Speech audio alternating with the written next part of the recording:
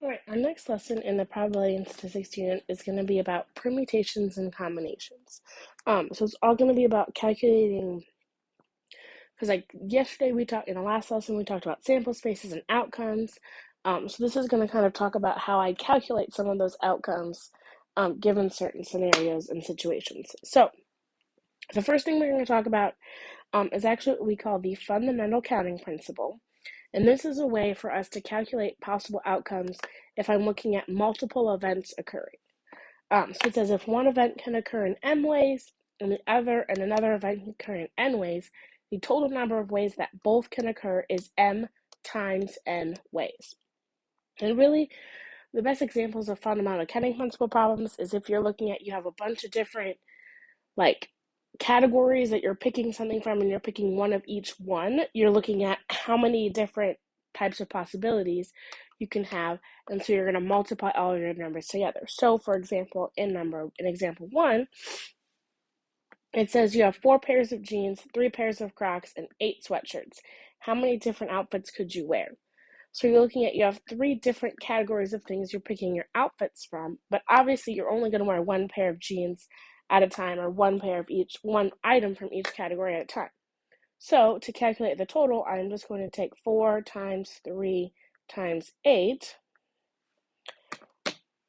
which ends up getting me 96. So that means I have 96 outfits total that I could wear. And the next one says, in a Mr. Potato Head game, there are 2 mouths, 3 eyes, 2 noses, 2 ears, 2 hats, 3 shoes, and 1 pair of glasses. So if one of each item completes Mr. Potato Head's outfit, how many outfits can be made? So again, you're just going to multiply all of your numbers together. So I'm going to take 2 times 3 times 2 times 2 times 2 times 3 times 1, and multiply those together, and I end up with 144 outfits can be made. We can also use fundamental counting principle to help us determine different combinations and arrangements of certain things. So it says, how many different ways can you roll 3 dice or flip 2 coins? So this is looking at, I'm doing 5 different things, right? Because I'm rolling a dice 3 times, and then I'm flipping a coin twice. Each slot has a different number of outcomes. So for when I roll the dice, each of these slots has 6 possible outcomes. When I flip my coin, they each have 2 possible outcomes. So then I can just multiply those numbers together, and I end up with 864 ways. Okay, so that's just another use for fundamental counting principle. Another use is looking at this one. It says, how many possible standard license plates exist in Nebraska? So standard being that it's just the regular license plates we have here in Douglas County of the 3 letters followed by 3 numbers. So I know first I'm going to have 3 letters, and then I'm going to have 3 numbers. Obviously, for each one of the letters, since I can repeat my letters, I have 26 choices for each letter. All of your numbers are single-digit numbers, but they can be single-digit numbers between 0 and 9. So that means each one of those has 10 choices for each slot, since the numbers can also repeat. I multiply those together, and then you end up with 17,576,000 license plates.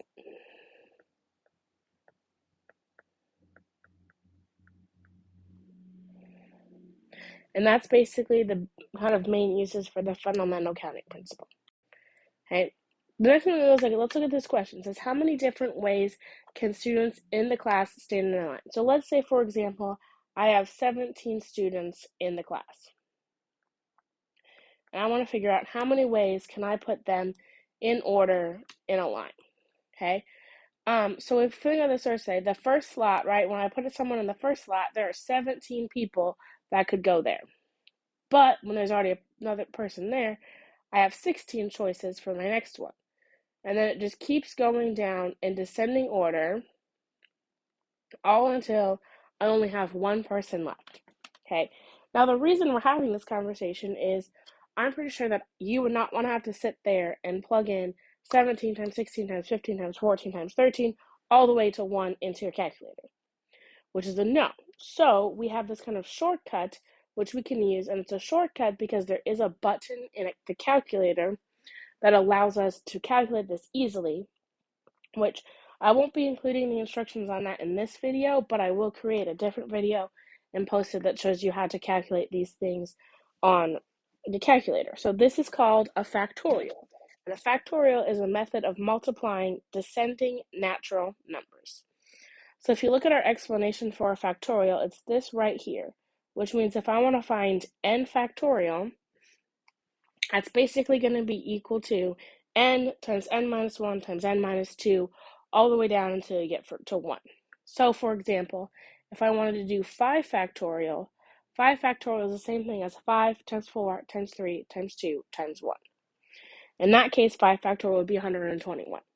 And like I said, for smaller numbers, you could just easily punch into your calculator, but there is a function on, like, you could just plug in by hand each number, but for larger numbers, like I wouldn't want to have to calculate this up here, would technically be 17 factorial. I wouldn't want to have to plug it into the calculator.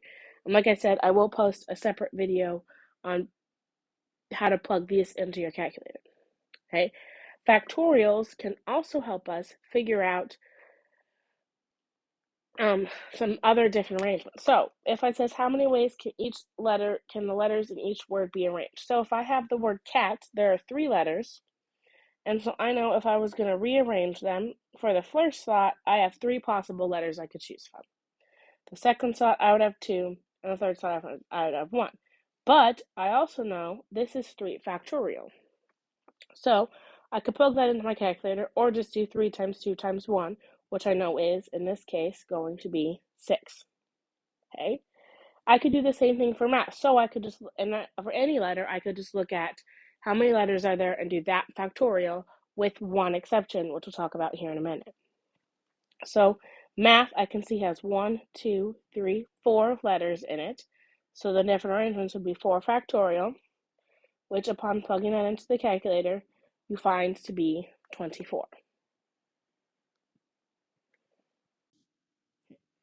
Like I said, there is one exception to this, and that is if, as you can see in examples 3 and the numbers 3 and 4, when you have letters that repeat.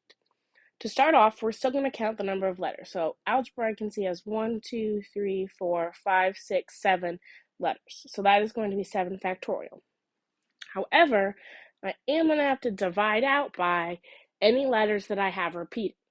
So then here, because they're not going to be distinguishable upon rearrangement. So I can notice that the letter A repeats twice. So I would divide out, in this case, by 2 factorial. Okay, if there were multiple letters you would repeat, you would just multiply all of those factorials on the bottom. Plugging that into your calculator, you get 5,040 as your answer. In Mississippi, you can see that Mississippi has 1, 2, 3, 4, 5, 6, 7, 8, 9, 10, 11 letters total. But then I'm going to divide up by the repeats, and in this case, the repeats are going to be more than 1 letter. So the first letter that I see repeats is I. So I can see that there's 1, 2, 3, 4, 5 I. So that would be 4 factorial. I can see that there are 1, 2, 3, 4 S's. So I times by another 4 factorial. And then I can see that there are 2 P's, which that would be times 2 factorial. Now, the thing you have to remember is when you're plugging in the calculator, you have to put this bottom part into parentheses, otherwise it will not calculate right. And when you plug that into the calculator, the answer you should get is 34,650. All right, now to the main part of the lesson for today, which is about permutations and combinations. So, kind of zooming in here on the permutation, because we'll focus on this for a little bit, is that we know that a permutation is a collection of outcomes in which order matters. And when we say order matters, we're talking about either the position that you pick matters or the place matters for each item that you are picking. Okay. There is a formula to calculate combinations or for permutations, which is this formula right here. However, there is also a function on the calculator that can also be used to calculate those, which I will also include in that video that I create. I'm going to be calculating that using the calculators because that's going to be the most in the video, because that's going to be the most time effective. So I strongly encourage you, go watch that video on how to use the calculator so you know what you're doing. So like I said, so you have this PR. So this is the kind of what you're looking for. This button will look familiar once we start looking when you look at your calculator. But you use that formula, and like I said, order matters. So for example, the example problem that we have here, it says you have 8 people in a mountain club. It says you want to pick a president, a vice president, and a treasurer. How many arrangements of president, vice president, and treasurer can be assigned? Okay, and in this case, the position in which you pick the people matters because you're assigning each person a specific position or a specific role. So even if you picked the same 3 people but gave them different roles, there's going to be a different arrangement. So that is why this is a permutation. So when I look at this, I'm going to get that n equals 8 and that r equals 3. So plugging into my formula, this would be 8pr equals 8 factorial over 8 minus 3 factorial, which that becomes 8 factorial over 5 factorial, which you could plug this into your calculator, which at this point you would plug that into your calculator, and then you'd end up getting 336. But like I said, there is a direct way to plug permutations and combinations into your calculator without even using the formula, which is what that video will show. Okay, a combination is going to be a collection of outcomes in which the order doesn't matter. So looking at the order in which you pick them doesn't matter. So if you're thinking back to that permutation example, say maybe you had people in the club, but you weren't looking to assign them to a specific position. You're maybe just looking for an executive committee made up of 3 members. That would be a combination because it doesn't matter what order people are picked for the committee because they're going to be still on the committee regardless of what order they were picked in. So that's kind of nice. So order doesn't matter for a combination. And C here, so this is the formula, but once again, there is a function in a calculator. I think I forgot to mention this permutation. N is the total number of items you're picking from, so that's always the bigger number. And R is however many you are picking. So in this example, it says 10 out of 10 assignments in a math class, you can skip 3 of those assignments. In how many ways can you choose 3 assignments to skip? Okay, here obviously it doesn't matter what order you pick the assignments in, you're just going to skip 3 of them. So this is going to be a combination. So I pick N, I know N is going to be 10 and R is going to be 3. So I have 10 C3, or we would also could read that as 10 choose 3.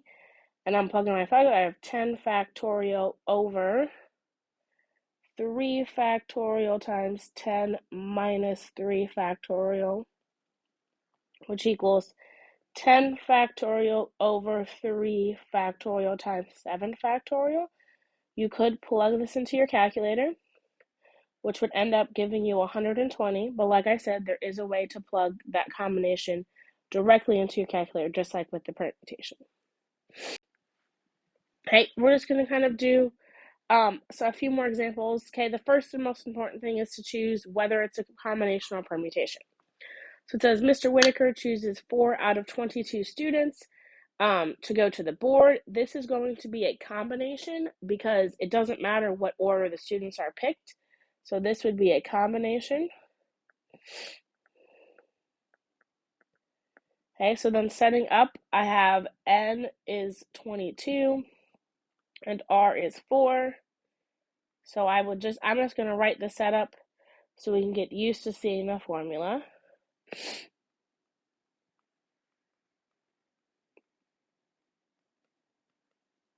So this would be 22 factorial over 4 factorial times 18 factorial, which I would just plug this in directly into my, like not directly, but I would use that combination feature, and I get 7,315. Next problem, it says, in a running event with 10 participants, different medals are awarded for the first 3 places. This is actually a permutation because it matters in which order they're placed because you're giving them and assigning them to a specific position or place. So then this would be a permutation. So N would be 10, R would be 3. So setting up my formula,